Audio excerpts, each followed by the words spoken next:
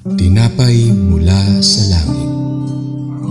A daily morning devotion with CRC family.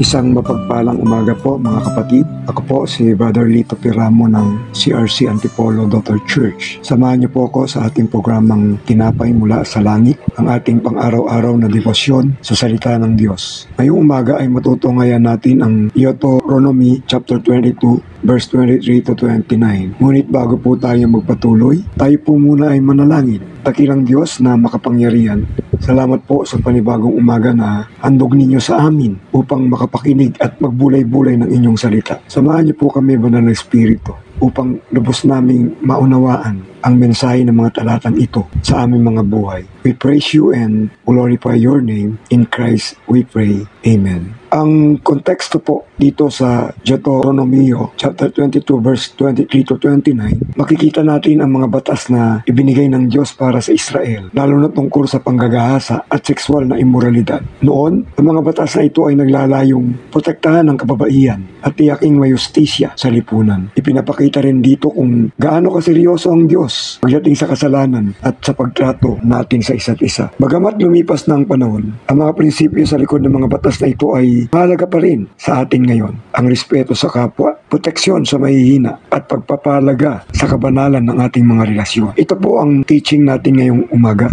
Number 1, pinapahalagaan ng Diyos ang mga naaapi. Dito makikita na ang Diyos ay nasa panig ng mga mahihina at inaapi. Ayaw niya ng walang katarungan, lalo na kapag may nasasaktan o naaabuso. Ang kanyang mga batas ay naglalayong protektahan ang mga kababahian at tiyaking may justisya. Number 2, seryoso ang Diyos sa usapin ng kasalanan. Hindi biro ang kasalanan ng sexual na immoralidad. Ang panggagahasa at anumang uri ng pang-aabuso ay hindi lamang kasalanan laban sa tao, kundi kasalanan din laban sa Diyos. Ipinapakita dito na ang sexualidad ay dapat ratuin ng may kabanalan at respeto. Number 3, ang Diyos ay patas at makatarungan. Iba-iba ang parusa, depende sa sitwasyon, pero ang layunin ay laging justisya. Pinapakita nito na ang Diyos ay maingat sa kanyang mga desisyon at patas sa kanyang mga hatol. Ito po ang ating aplikasyon ngayong umaga. Number 1, protektahan ang mga mahihina. Sa panahon natin ngayon, marami pa rin ang naaabuso o natatakot magsalita. Bilang mga Kristiyano, dapat tayong tumayo para sa kanila. Maaaring sa pamamagitan ng pakikinig, pag-aalay o pagtulong na makahanap sila ng hustisya. Number 2, maging mabuting halimbawa sa paggalang sa iba. Turuan natin ang ating pamilya, lalo na ang kabataan, na igalang ang iba. Hindi lang sa usapin ng relasyon, kundi pati sa pang-araw-araw na buhay. Mahalaga ang respeto at pagmamahal sa bawat relasyon.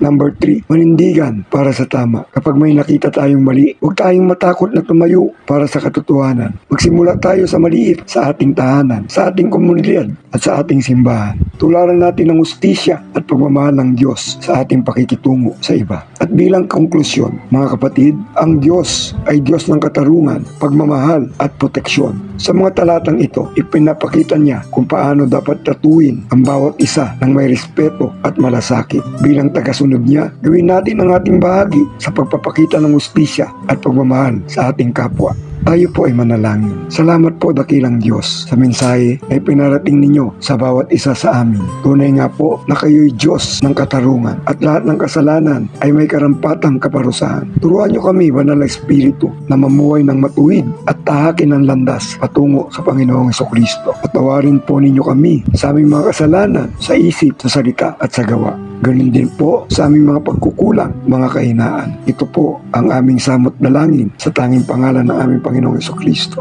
Amen. Maraming salamat po sa inyong pakikibahagi sa ating programang Tinapay mula sa langit. Muli niyo po kaming samahan bukas. Alaya niyo pong i-share ang bidyong ito upang kayo din ay maging pagpapala sa iba. Magandang umaga po and God bless everyone.